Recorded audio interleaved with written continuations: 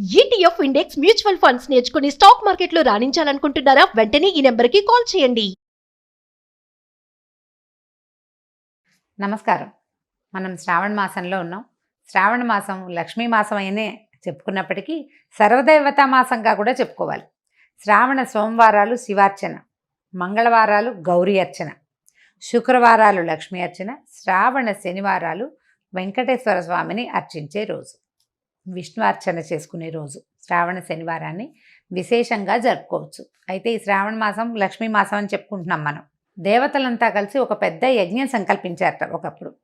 చేసిన తర్వాత ఈ యజ్ఞం మొదలుపెట్టాక సప్తర్షులు ఏమన్నారంటే, ఈ యజ్ఞ ఫలితాన్ని ఎవరైనా సర్వోత్కృష్టమైన దైవానికి సమర్పించాలని భావించారు. ఎవరు యజ్ఞ పురుషుడు అని భావిస్తే త్రిమూర్తుల్లో ఎవరో ఒకళ్ళని ఈ యజ్ఞంలో ఆయన ఈ మొత్తం యజ్ఞానికి ఆయన్ని అధిపతిని చేయాలని భావించారు. ఈ త్రిమూర్తుల్లో ఒకడు ఎవరు గొప్పవాళ్ళు అనేది తెలుసుకోవడం కోసం బ్రహ్మమానస పుత్రుడైనటువంటి భృగు మహర్షిని అందుకు పంపించారు. అయితే భృగువు ముందు బ్రహ్మలోకానికి వెళ్తే తండ్రిని ఎంత పిలిచినా ఆయన పలకలేదట. ఆయన సృష్టి క్రమంలో ఆయన హడావిడిలో ఆయన ఉన్నాడనమాట. సృష్టి చేసే పనిలో ఆయన సరస్వతీదేవి వీణ వాయిస్తుంది. ఆయన వీణానాదం వింటూ తన బొమ్మలు చేసుకునే పనిలో మునిగిపోయాడు. దాంతో ఆయనకు విసుగు పుట్టింది. నువ్వు యజ్ఞపురుషుడిగా ఎట్లా పనికొస్తావు? పనికిరావు, నీకు అసలు దేవతార్చనే ఉండదు, అర్చనే ఉండదని స్వయంగా తండ్రినే శపించాడు భృగువు. ఆ తర్వాత ఆయన కైలాసానికి వెళ్ళాడు.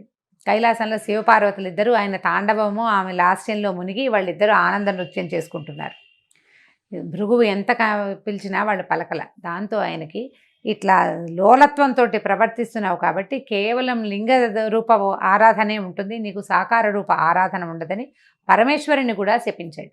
ఈయన ఒక మహర్షి, ఈయనకి శపించాలన్న ఉద్దేశం కలిగింది. అట్లా అక్కడి నుంచి మూడో వ్యక్తి అయినటువంటి శ్రీ మహావిష్ణువుని పరిశీలించడం కోసం, ఆయన యొక్క పరిస్థితి ఏమిటో చూడడం కోసం భృగు మహర్షి వైకుంఠానికి వెళ్ళారు. వెళ్ళేసరికల్లా విష్ణువు లక్ష్మీదేవి వాళ్ళ ఆనందంలో వాళ్ళు ఉన్నారు. ఆయన నిద్రలో ఉన్నాడు. నిద్రావస్థలో ఆమె పాదాలు ఒత్తుతూ మైమరపడుతోటి ఆవిడ ఉండేసరికల్లా ఆయన ఎంత పిలిచినా పలకట్లేదని కోపంతో మహావిష్ణువుని గుండెల మీద కాలుతోటి తన్నాడు. తన్నేసరికల్లా వెంటనే ఆయన లేచి, అయ్యో నా గుండెల మీద తన్నే, వక్షస్థలం రాతి కంటే కఠినంగా ఉండే నా వక్షస్థలం మీద తన్నేవు, ఇక్కడున్న మణులు మాణ్యాలు అన్నీ నీకు గుచ్చుకున్నాయేమో అని చెప్పి ఆ మహర్షికి పాదసేవ చేస్తూ ఆయనకి అహంకార చిహ్నంగా ఆయన అరికాల్లో ఉన్నటువంటి నేత్రాన్ని చిదిమేశాడట మహావిష్ణువు. దాంతో ఆయన వెంటనే భగవంతుడే తన పాదాలు పట్టుకున్నాడనే విషయాన్ని జ్ఞప్తికి వచ్చిందనమాట. అంతకుముందంతా నేను ఋషిని, బ్రహ్మజ్ఞానం కలిగిన వాడిని అహంకరించిని, ఆ అహంకారంతో తండ్రిని, సాక్షాత్తు తనకి తండ్రి అయిన బ్రహ్మదేవుణ్ణి, తర్వాత సర్వలయంకారకుడైనటువంటి పరమేశ్వరుణ్ణి కూడా శపించి ఈ మహావిష్ణువు మీద ఇటువంటి అవజ్ఞతోటి ప్రవర్తించానని చాలా సిగ్గుపడి బాధపడి ఏమనుకున్నాడంటే, ఈ యజ్ఞానికి యజ్ఞపురుషుడు మహావిష్ణువు అని నిర్ధారించుకుని వెళ్ళిపోయాడు. నిజానికి భృగు మహర్షి ఒక కల్పంలో మహాలక్ష్మికి తండ్రి, ఆమెను భార్గవి అంటారు. ఈ కల్పంలో ఈవిడ క్షీరసాగరం నుంచి ఉద్భవించిందనమాట. ఆమె కోపం పట్టలేకపోయింది. ఆయన నిన్ను తంతే నా స్థానమైన హృదయాన్ని తన్నాడు, నన్ను హృదయంలో పెట్టుకుంటానన్నావు, నువ్వు ఆ స్థానంలో తన్నాడు కాబట్టి నేను నీతోటి ఉండను, ఈ అవమానాన్ని నేను సహించలేనని వెళ్ళిపోయింది. పిల్లలు ఆయన మన కుమారుని వంటి వాడు శిశువు, మన శిశువు తంతే మనం కోపం తెచ్చుకుంటామా అని విష్ణువు బతిమలాడినా ఆవిడ ఒప్పుకోలేదు. నా శిశువైనా సరే నన్ను తనడానికి వీల్లేదని కోపగించుకుని వెళ్ళిపోయింది. ఆ వెళ్ళిపోయిన ఆవిడ భూమి మీద చేరి కొల్హాపూర్లో తపస్సు చేసుకుంటూ ఉండిపోయింది.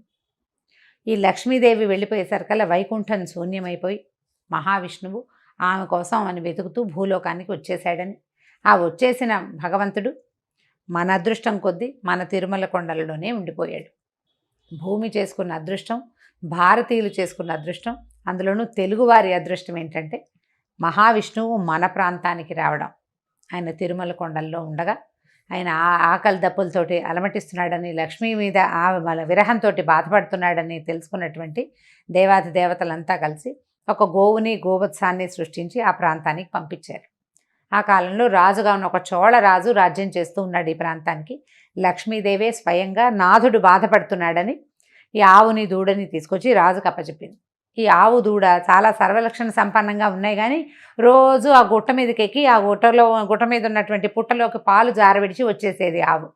కొన్నాళ్ళకి తెలుసుకుని ఆవు ఇట్లా పుట్టలోకి పాలు విడుస్తుందని దానివల్లే దూడ కూడా పాలు చాలటం లేదని తెలుసుకున్నటువంటి ఇక పశువుల కాపరి ఆ ఆవు ఎక్కడికి వెళ్తుందో గమనించి ఆ ఆవులోంచి ఆవును కొట్టబోయాడు. ఆ పుట్టలోంచి పైకి వచ్చినటువంటి మహాపురుషుడిని చూసేసరికల్లా హతమారిపోయాడు. చోళరాజును కూడా భగవంతుడు శపించాడు. కళ్ళు పోతాయి నీకు, నీ ప్రాంతంలో ఇలాంటి పని జరిగింది కాబట్టి. అయితే అప్పుడు కొంచెం దెబ్బ కూడా తగిలింది మహావిష్ణువుకి. ఆ తర్వాత ఆయన తిరుమల కొండల మీదే వెంకటాద్రి మీదే వకుళమాత ఆశ్రమానికి చేరాడు. లక్ష్మీదేవి యొక్క అంశ పద్మావతీదేవిగా ఆకాశరాజుకి దొరికింది. భూమిని తన్నుతుంటే దువ్వుతూ ఉండగా, అంటే నాగేటి చాలలో సీతాదేవి ఎలా దొరికిందో అదేవిధంగా పద్మావతీదేవి కూడా ఆకాశరాజుకి నాగేటి చాలలో దొరికింది. ఆ ఆడ శిశువుని పెంచుకున్నారు వాళ్ళు. ఆమెకు పద్మావతి అని పేరు పెట్టారు. ఈ తర్వాత కాలంలో ఈ వెంకటేశ్వర స్వామి మన మహావిష్ణువు కొండల మీదకి వెళ్ళటంతో శ్రీనివాసుడు అనే పేరుతోటి అక్కడ ఉండటం మొదలుపెట్టాడు వకుళమాత ఆశ్రమాల్లో.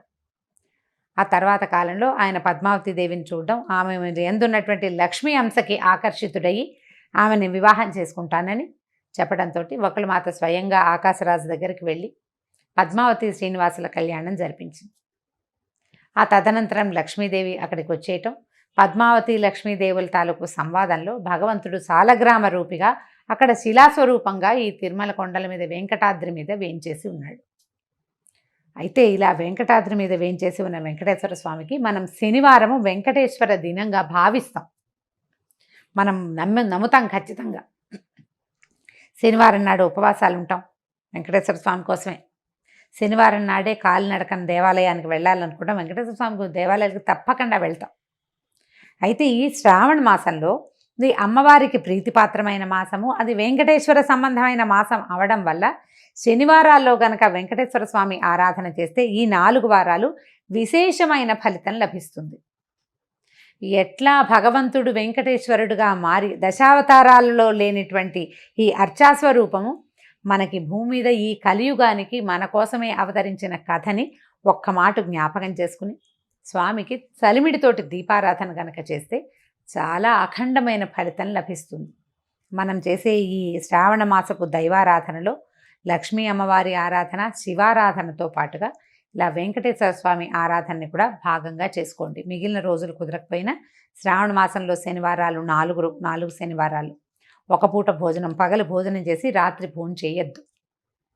దాని విధి అదే.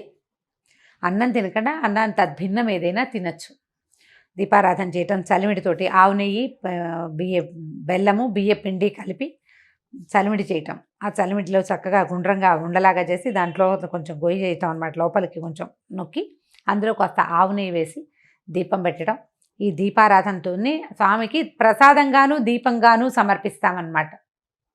దీపారాధన అయిన తర్వాత ఆ చలిమిడిని ప్రసాదంగా స్వీకరించడం.